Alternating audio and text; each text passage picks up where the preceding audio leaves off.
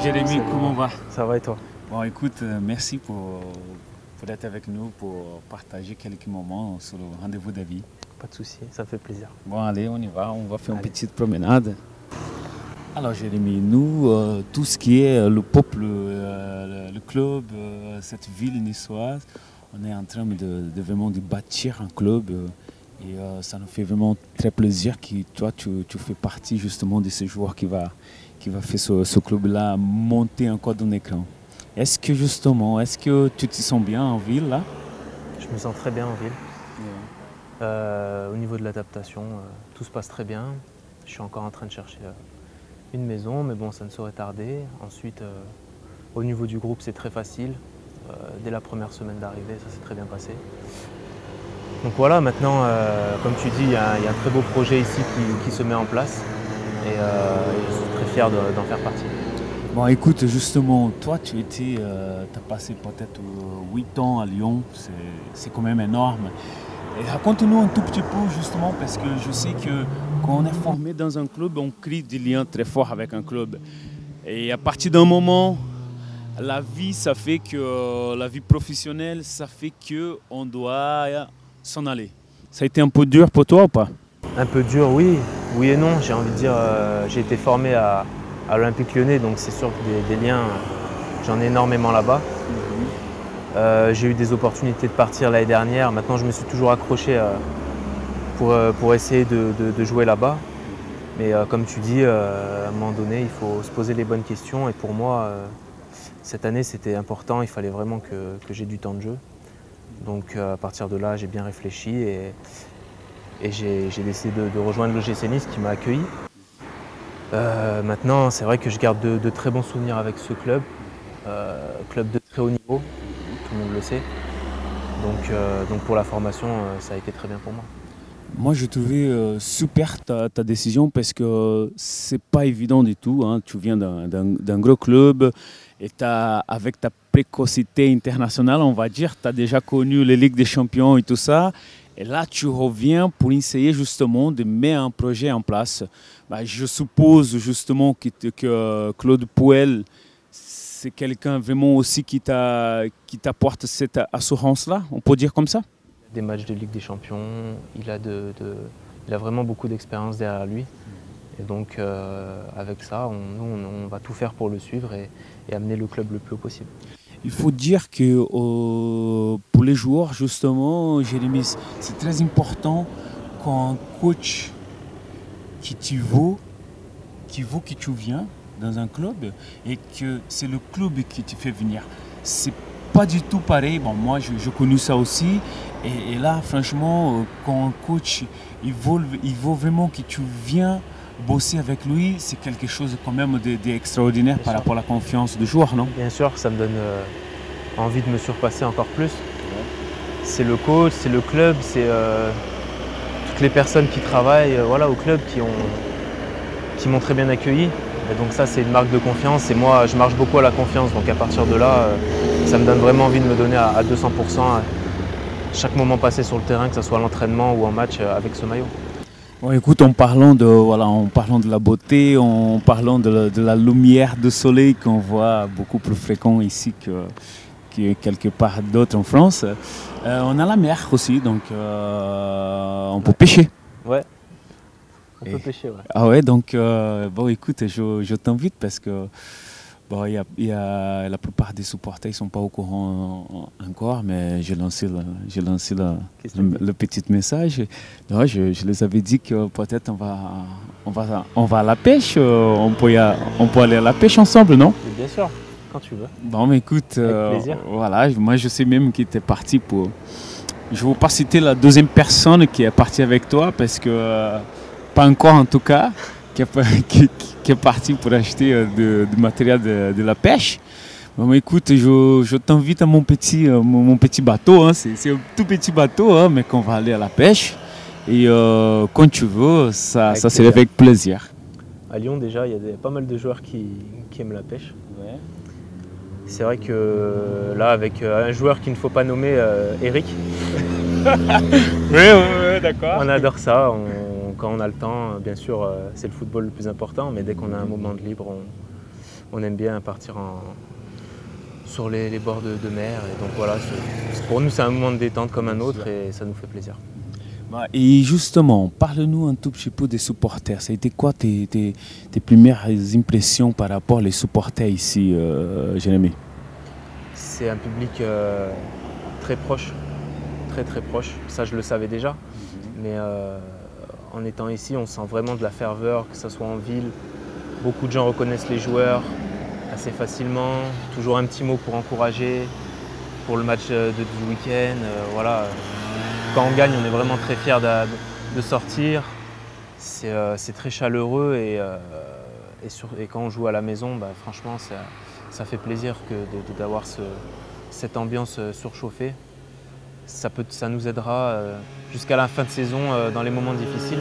Et donc, c'est vraiment un très bon public, très proche de l'équipe, comme je le dis. Est-ce qu'en arrivant justement à Nice comme ça, est-ce qu'on peut sentir quand même que le public, ils ont cette fierté niçoise? Est-ce qu'on peut la sentir, cette attente pour que le club il passe un palier? C'est ça qui est beau. C'est que cette année, on essaye de monter notre degré d'exigence dans l'équipe. Et on sent que les supporters aussi, ils attendent que ça. On les a vus 2-3 fois déjà depuis le début de saison à travers 2-3 rendez-vous. Et ils nous ont bien fait comprendre que si on continuait comme ça, il n'y aurait pas de souci, ils seraient toujours là avec nous parce qu'on mouille le maillot, ils l'ont bien compris. Bien sûr, maintenant, on arrive à faire des bons matchs. Nous, on a envie toujours d'aller plus haut. Et on sent qu'eux aussi, ils veulent aller plus haut. Et ça c'est beau parce que ensemble, on ira forcément toujours plus loin ensemble que si jamais ils nous supportent plus, on va dire, sur le terrain. Oui, on sait un tout petit peu que la politique des Poels, c'est l'excellence. Et l'excellence, c'est le collectif. Donc, et toi, avec ta manière de jouer, tes caractéristiques, c'est aussi au service du collectif. Et donc, c'est beau quand même de voir justement que la priorité, c'est le collectif et ce n'est pas l'individuel. Ça, c'est quand même bien, non? C'est le plus important. C'est toujours à travers le collectif que tu pourras sortir des individualités. Donc, si on arrive à faire une belle saison tous ensemble, forcément, à la fin, on dira tel joueur a servi, tel joueur dans l'ombre, tel joueur on l'a plus vu, tel joueur... Donc c'est toujours à travers le collectif qu'on pourra faire une belle saison. Attention Jérémy, je sais aussi qu'il nous faut de temps. Hein. C'est vrai que là, il y a 4 matchs précédents qu'on a vu. On a vu quand même un Nice qui a un fond du jeu très satisfaisant.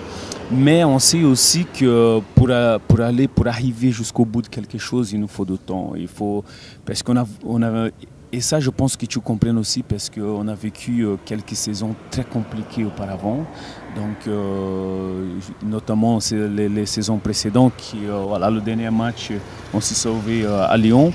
Et tu comprennes aussi que les gens, ils sont impatients. Mais d'autre côté aussi, on sait que vous avez besoin de temps, justement, du temps pour s'y connaître, du temps pour l'automatisme. Donc, on est conscient de tout ça aussi, Jérémy. Nous, autant que supporters, si je peux dire ça, tu vois. Mais le groupe est frais, le groupe a envie. Après, c'est sûr que si le public en est conscient, c'est encore mieux. Parce que c'est pas du jour au lendemain où on va jouer les premiers rôles en Ligue 1. Mais je pense que tout le monde est bien clair là-dessus. Cette année, c'est le maintien le plus important. Et à partir de l'année prochaine, avec un nouveau stade, une équipe qui se connaîtra mieux, un coach qui sera vraiment ancré dans l'équipe, partir de là, on aura vraiment tout pour faire une belle saison dès l'année prochaine. Bon, écoute, je t'invite maintenant à faire une petite promenade tranquille, comme ça va te donner l'appétit va arriver petit à petit, comme ça on peut manger les spaghettis ensemble si tu veux. Allez, on y va.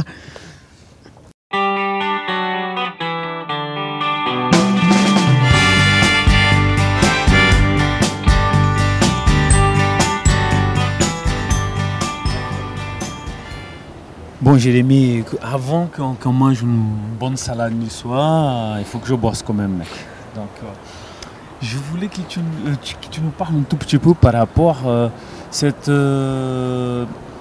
parce qu'il y a quand même quelques années déjà que Lyon et Nice, il y a quand même une communication par rapport aux joueurs qui partent souvent à Lyon et vice-versa. On a connu quelques-uns qui, toi, tu l'as connu justement. Tu peux m'aider à citer quelques noms, par exemple Rémi, Mounier, voilà, François Clair, Hugo, Eder. Donc je pense que ces gens-là, ils t'avaient justement parlé par rapport à la ville, par rapport justement au stade, par rapport à ces gens-là qui adorent ce club, non? Ederson, quand il était déjà parti, quand j'ai eu les contacts avec Nice. Hugo, il m'en a beaucoup parlé, énormément. Après Anthony, Mounier, Loïc Rémy, je les côtoie, je les ai de temps en temps, et c'est vrai que de les avoir vus, le simple fait de les avoir vus, ça m'a inspiré. Ils sont venus ici, ils ont donné leur maximum, et on voit maintenant leur carrière qui a pris beaucoup d'élan. Donc voilà, c'est de bons exemples, partenariat entre Nice et Lyon. Pour parler justement encore plus de cette ville, de ces supporters-là, parce que bon, les supporters, franchement, ici, bon, ils ne sont pas nombreux, ils ne sont pas beaucoup plus nombreux que certaines villes, mais ils sont très très chauds et on les fait entendre beaucoup au stade. Est-ce que vous, les joueurs, vous arrivez à être poussés par ce public encore? Bien sûr.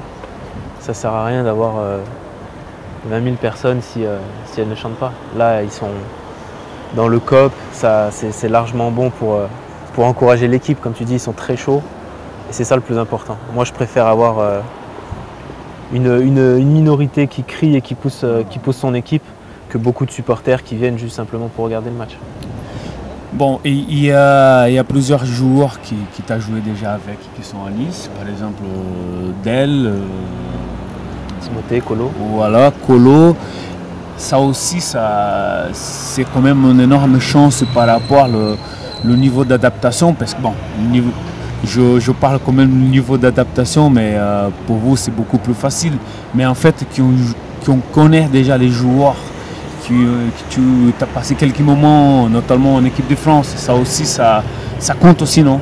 Avec Joris, je l'ai rencontré quand je jouais à Metz. Lui, il ne jouait pas, mais bon, le contact a été facile. On s'est retrouvé en sélection un peu plus tard en espoir. Timothée, je le connais de Lyon, il a fini sa formation avec moi. Donc voilà, c'est sûr que c'est toujours plus facile en arrivant dans un club d'avoir des têtes connues. Mais honnêtement, le contact a été très facile avec tout le monde par la suite. L'équipe s'est rajeunie et voilà, ça s'y voit, hein, ça se voit en dehors, hein, franchement ça se voit que vous entendez très très bien. Dans les matchs difficiles aussi qu'on a pu voir cette saison, on voit que l'état d'esprit il est là. Et tant mieux pour l'équipe, tant mieux pour le club, après. Parce que voilà, les choses après, je pense que ça se fait automatiquement. Les affinités, voilà, en tout cas, ça ne se calcule pas. Sans langue de bois. Après, je ne sais pas par rapport à l'année dernière, je ne peux pas parler, mais cette année, c'est sûr qu'on se regroupe assez facilement pour aller manger, pour aller faire des activités en dehors. Donc quand on arrive sur le terrain, il y a toujours plus de solidarité grâce à ça, toujours plus de sacrifices les uns pour les autres. Et ça se ressent tant mieux. C'est toujours plus important d'avoir de bonnes affinités dans un groupe. Et voilà, ça permet de se sentir encore mieux ici.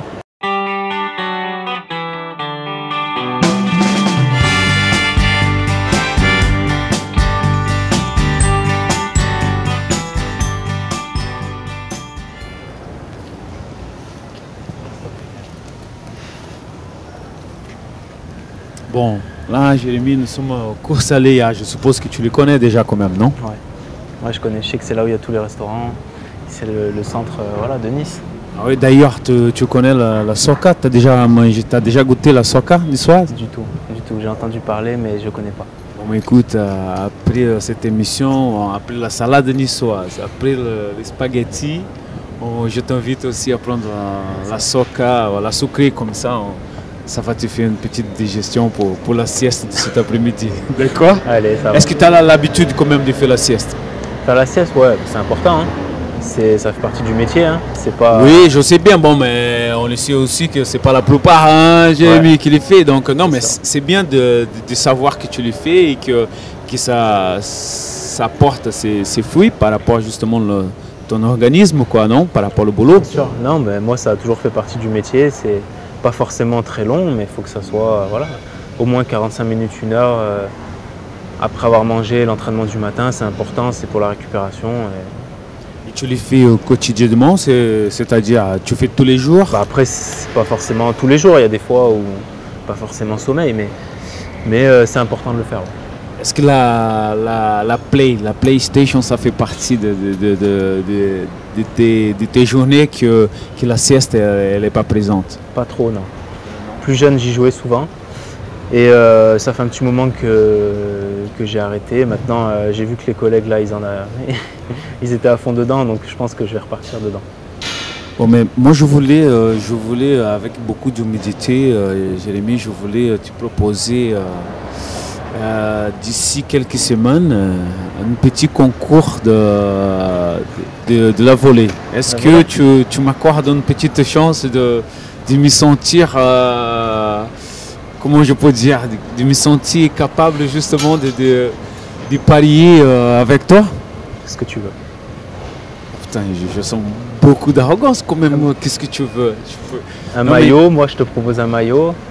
Et toi en échange, je sais pas, un restaurant? Bon, mais écoute, ok, on va aller faire ça d'ici peut-être quelques semaines. J'espère que vous soyez présents aussi par rapport à ce pari-là. J'ai besoin quand même 2-3 semaines pour m'entraîner comme il faut, parce que je sais que là, la barre, elle est très, très haute pour moi. Mais ça va le faire. J'espère vraiment être capable d'apporter mes qualités contre ce jeune joueur. Pari tenu.